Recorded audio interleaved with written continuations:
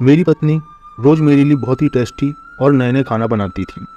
रात को जब मैं ऑफिस से आता तो मेरी पत्नी खाने की टेबल पर नया सूट पहने मेरा इंतजार करती रहती। मेरी पत्नी इतनी खूबसूरत थी कि उसे देखते ही मेरे दिन भर की सारी थकान उतर जाती थी। मैं जल्दी से फ्रेश होकर अपनी पत्नी के साथ बैठकर रात का खाना खाता, मगर मुझे हैरत तब होती जब मेरी पत्नी मेरे साथ बैठी तो रहती मगर खाना नहीं खाती। जब मैं उसे खाना खाने को कहता तो वो मुझसे कहती कि मैंने अपने लिए पिज़्ज़ा ऑर्डर किया है, कुछ ही देर में डिलीवरी बॉय आकर दे जाएगा, मैं वही खाऊंगी। खाना खाने के बाद ही मुझे फ़ौरन से नींद आ जाती। मेरे सोने के बाद ही डिलीवरी बॉय मेरी पत्नी को पिज़्ज़ा देने आता था। अब यह काम रोज ही होने लगा। मैं यह सोचकर हैरान था कि ये डिलीवरी बॉय रोज मेरे सोने के बाद ही पिज़्ज़ा देने क्यों आता है। मुझे अपनी पत्नी पर शक होने लगा। एक रात मैं सोया नहीं बल्कि सोने की एक्टिंग करने लगा। जैसे ही वो डिलीवरी बॉय ऑर्डर देने के लिए आया तो मेरी पत्नी उसे हमारे कमरे में ले आई। वो दोनों एक ही सोफे पर बैठ गए। उसके बाद मेरी आंखों ने जो मंजर देखा वो इतना शर्मनाक था कि किसी को बताने के लायक नहीं था। मेरी बंद आंखों से ही आंसू बह रहे थे। यह देखकर तो मेरे पैरों तले से जमीन निकल गई, लेकिन मुझे अपनी आंखों पर यकीन नहीं आ रहा था कि मैं ये क्या देख रहा हूँ। मेरी पत्नी रात के समय हमारे ही कमरे में मेरी मौजूदगी में ये क्या कर रही है। मेरा पूरा शरीर ठंडा पड़ गया। ऐसा लग रहा था जैसे किसी ने मेरे शरीर से जान निकाल दी हो। फिर मैं चुपचाप उन्हें आंखें बंद करके देखता रहा और वहीं लेटा रहा। लेकिन कभी कभी आंखों का देखा और कानों का सुना भी सच नहीं होता, बल्कि सच तो वह होता है जो आप कभी सोच भी नहीं सकते। मेरे साथ भी ऐसा ही कुछ हुआ। मैं नहीं जानता था कि मेरे पीठ पीछे मेरी पत्नी यह खेल कब से खेल रही है। मेरी पत्नी मुझे कब से धोखा दे रही है, लेकिन मैं अपनी पत्नी की आखिरी हद देखना चाहता था। मैं किस कदर अपनी पत्नी आरती पर भरोसा करता था, मगर उसने बदले में मेरे साथ क्या किया। मेरी पूरी रात अंगारों पर लेटकर ही गुजरी थी। वो लड़का कुछ वक्त मेरी पत्नी के साथ बिताकर वापस चला गया, लेकिन जाते जाते मेरे जीवन का सुकून भी अपने साथ ले गया। मैं पूरी सच्चाई जानने के बाद ही अपनी पत्नी को रंगे हाथों पकड़ना चाहता था। उसने मेरी पीठ पर छुरा भोंका था। दुनिया वाले उसे बहुत अच्छा और शरीफ समझते थे, इसलिए उसे गलत साबित करने के लिए मेरे पास किसी सबूत का होना जरूरी था। उस समय मैंने उसे एहसास नहीं होने दिया कि मैं उसकी सच्चाई जान चुका हूँ, इसलिए मैंने उसके सामने सोने की एक्टिंग की और रोजाना की तरह सुबह में ही उठा। लेकिन आज की सुबह मेरे लिए बहुत अलग थी, क्योंकि अब कुछ भी मेरी जिंदगी में पहले जैसा नहीं रहा।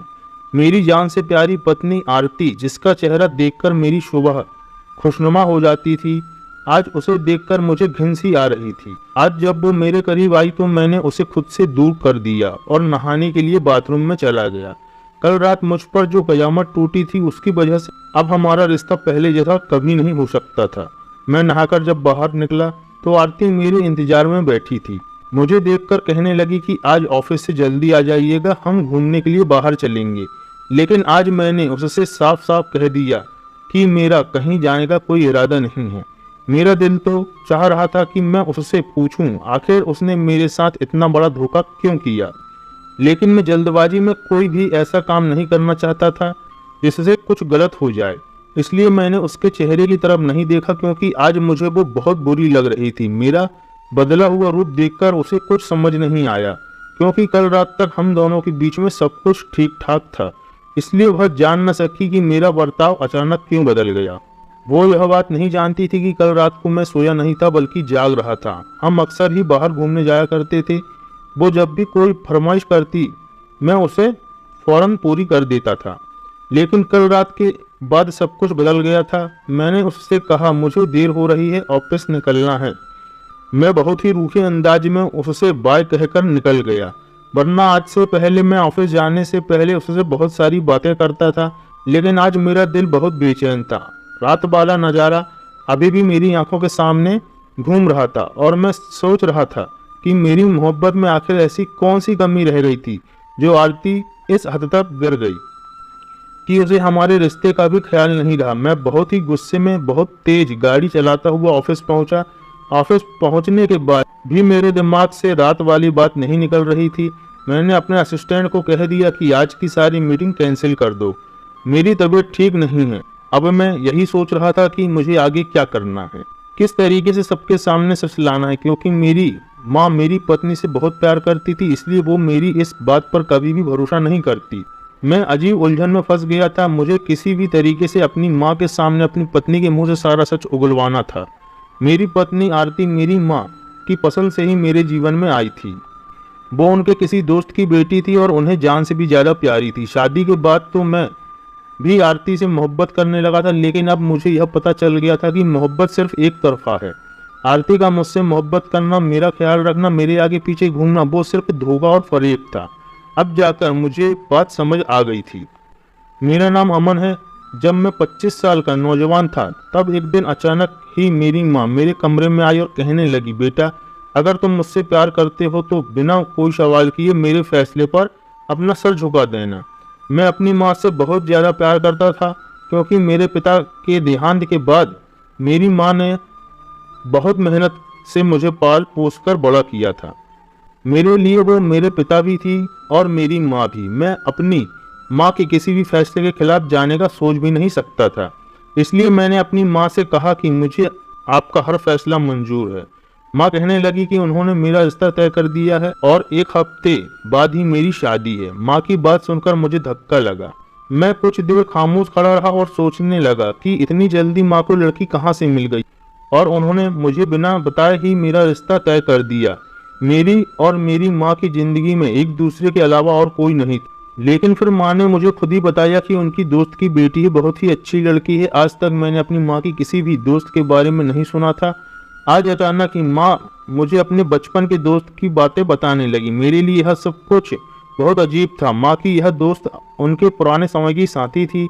आज बहुत जमाने के बाद माँ की उनसे मुलाकात हुई थी। मुझे एक बात समझ में नहीं आ रही थी कि इतने जमाने के बाद माँ को उनकी दोस्त मिली और माँ ने उनकी बेटी से मेरा रिश्ता भी तय कर दिया। मैंने अपनी माँ से कहा कि शादी के लिए कुछ समय ले लेते हैं, लेकिन माँ ने मेरी बात नहीं सुनी। मुझ पर शादी के लिए इतना जोर दिया कि मैंने आरती को बिना देखे ही शादी के लिए हाँ कर दी और फिर हमारी शादी हो गई। वो मेरी दुल्हन बनकर मेरे घर पर आ गई। शादी की रात जब मैंने उसे पहली बार देखा तो वो बहुत ज़्यादा खूबसूरत भी नहीं थी। मुझे उसमें कोई भी ऐसी खास बात नहीं दिखाई दी कि माँ ने उसे इतनी जल्दी मेरे जीवन में शामिल कर दिया। माँ की दोस्त बहुत ज़्यादा बीमार थी, इसलिए वह चाहती थी कि उनकी ज़िंदगी में ही उनकी बेटी की शादी हो जाए। माँ ने अपने दोस्त की आखिरी ख्वाहिश पूरी करने के लिए मेरी और आरती की शादी करवा दी। लेकिन शायद उनकी जल्दबाजी की असल वजह कुछ और ही थी, जिस वजह से ही एक हफ्ते के अंदर अंदर ही उसकी माँ ने उसकी शादी मेरे साथ करवा दी थी। वो वजह मुझे अब समझ में आ रही थी। मेरी पत्नी अगर मेरे घर में इतना कुछ कर सकती है तो अपनी माँ के घर में क्या ना करती रही होगी। वहाँ तो वैसे भी वो अकेली थी। आरती के घर में सिर्फ उसकी बीमार माँ ही थी, वो भी मेरी तरह इकलौती थी। आरती की माँ ने बताया कि उसके पिता का देहांत उस समय हुआ था जब वह 5 साल की थी। मैंने आरती के साथ बहुत मोहब्बत और ईमानदारी से अपने रिश्ते की शुरुआत की थी। वह हमेशा मेरी माँ का बहुत ख्याल रखती थी। उसने हमारे घर आते ही हमारे पूरे घर की जिम्मेदारी संभाल ली थी। उसके आने के बाद मेरी माँ को जो बेटी की कमी महसूस होती थी वो पूरी हो गई थी।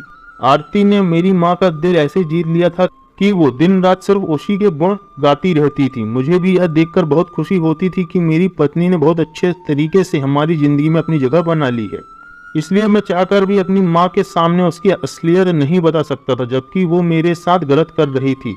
अगर मैं अपनी माँ से कहता कि मैंने उनकी बहू को आधी रात में किस हालत में देखा है तो शायद वो मेरे मुंह पर ही थप्पड़ मार देती। मेरे दिल में बहुत दर्द हो रहा था।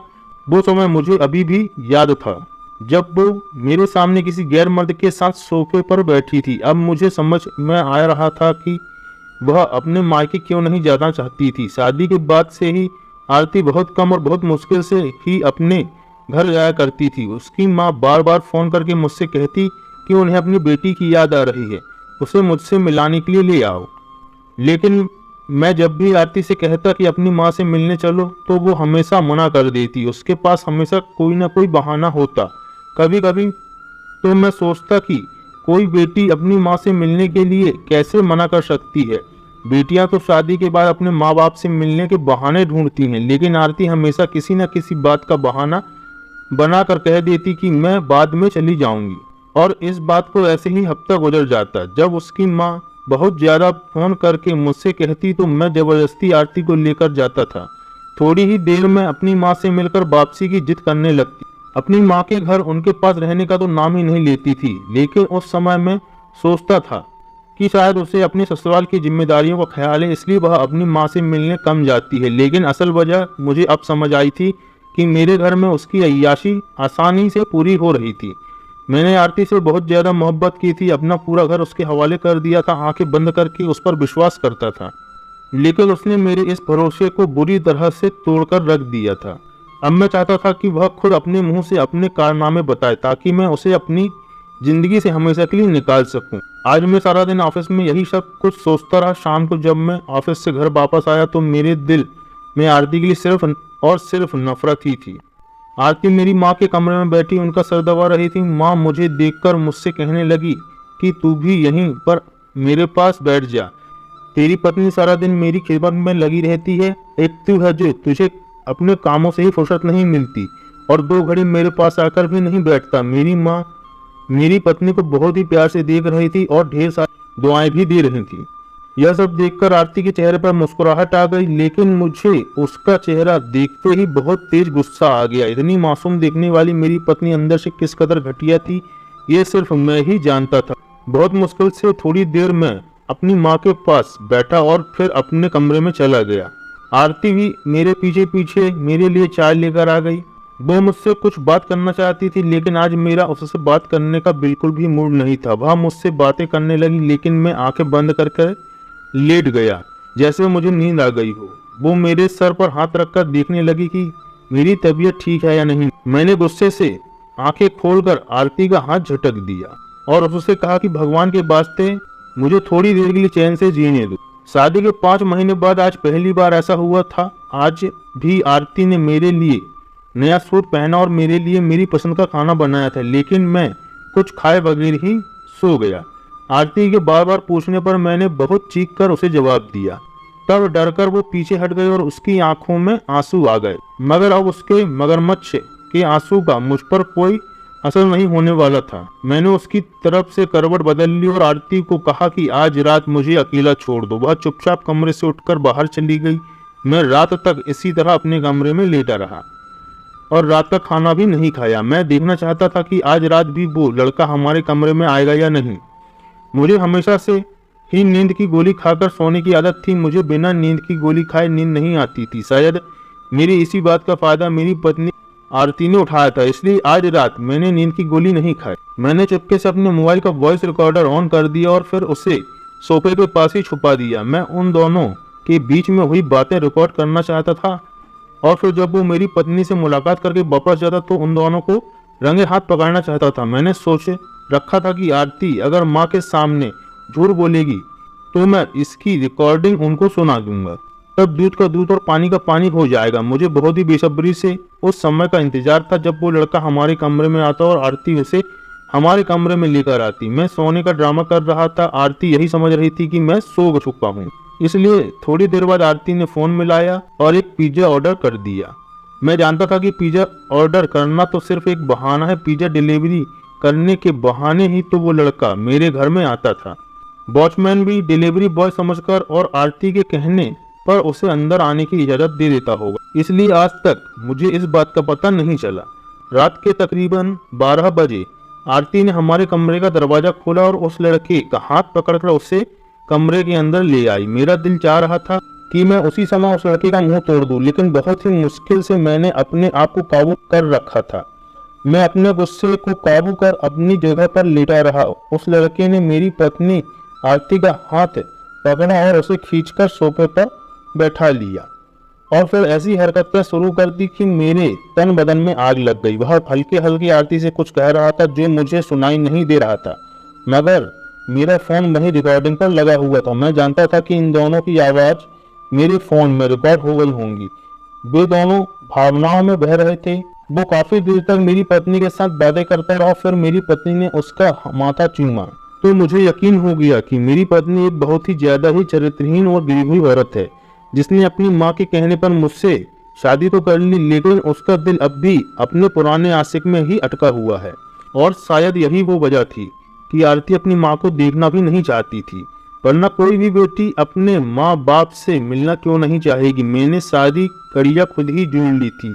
थोड़ी ही देर के बाद आरती ने बहुत सारे पैसे उस लड़के के हाथ में रख दिए। वो लड़का जाने के लिए खड़ा हो गया। यही सही मौका था जब मैं उन दोनों को रंगे हाथ पकड़ना चाहता था और इन दोनों से अपना हिसाब किताब कर सकता था। मैं फौरन ही अपने बिस्तर से उठा और उस लड़के को गर्दन से पकड़ लिया। आरती सोच भी नहीं सकती थी कि आज मैंने दवाई नहीं खाई बल्कि मैं जाग रहा हूँ।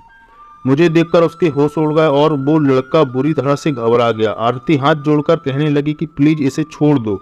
यह लड़का पिज्जा देने के लिए आया था और मैं उसे पैसे देने के लिए कमरे में ले आई थी। मैंने एक थप्पड़ आरती के चेहरे पर मारा और उससे कहा कि तुम तो अपना मुंह बंद ही रखो। तुम्हारी सच्चाई तो मैं कल रात ही जान गया था, लेकिन मेरी माँ के सामने जो भोलेपन का नाटक तुम करती हो मैं उसे पूरी तरह उतारना चाहता था।